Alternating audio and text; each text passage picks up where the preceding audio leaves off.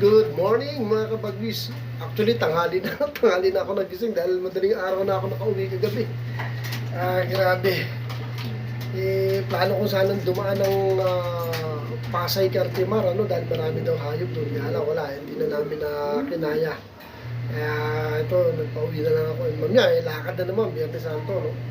Kaya ito, mag-vlog tayo saglit about sa aking ibon. Papakita ko lang yung inakay ko, yung si Uno. Ang laki ng improvement. Lagi siyang palaki ng palaki everyday. Bagay, ang sipag ng dalawang, yung nanay at tatay niya, sipag magsubo. Kaya, ang tuloy na lumaki ni Uno. Grabe, nakakatuwang tignan mga kabagis. Ayun, kung mapapansin nyo, konti nila kasi yung limang makulit, ayun, nasa bubong. Yung dalawang brown, yung nestmate na dark check, tsaka white top, tsaka isang white top na inola ng kapatid. Lima sila yan. Lima yung aking pinoporma sa liparan para masama natin sa race balang araw. At yung isa nga pala, may papakita ko sa inyo, may kikwento ko. Ito nga pala, mga kabagwis, di ba yan? Nawalan sila ng itlog Hindi nila napisa. Pinipilang nila yung dalawang itlog nila ito. Etong babae kahapon, lumabas dito nung hapon. Yan, lumipad yan. Tapos tumungtong dito, pero bumalik. Ako ayos Ngayong araw, tinesting ko. Pinakawalan ko kasama ng 5. Abay, nagbabad lang ng konti dito. Hindi siya tumakas. Bumalik. Sana ganun ang ganun. Gusto ko kasi mapaamo to kahit may edad na. Pero ang may-ari nito, taga-Gasak.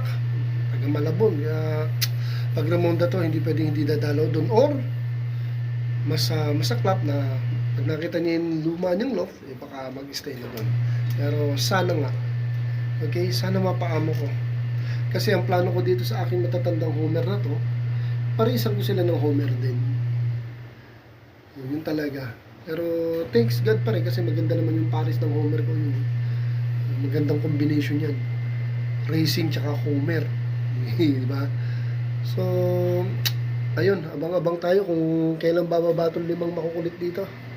Tingnan nyo, nga pala, papakita ko yung maliit kong si Uno, yung aking spoiled na nag-iisang at kaunang-unahang pichon. Ayun, ayun, si Uno, ang laki na ni Uno. Ang galing talaga ng nanay at tatay. Sige na. Sige.